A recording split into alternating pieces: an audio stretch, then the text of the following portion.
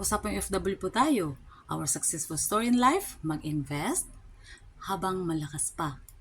Dahil hindi habang buhay OFW tayo. Masaya, malakas, madaming pera, dadating ang araw, gusto mo nang magpahinga. Makasama ang pamilya, walang amo, babawi sa mga anak natin. Magagawa mo yung gusto mo. Give your time to yourself. Walang maninigaw, walang mag-uutos. Sa tamang oras yung pagkain.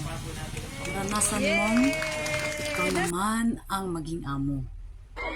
Ikaw mag-aasikaso ng mga anak mo, ng mga magulang mo, at ng asawa mo. Dahil bago pa tayo maging OFW, simple lang naman yung pangarap natin, di ba? Mag-ayos na bahay, makapagtapos yung mga anak natin.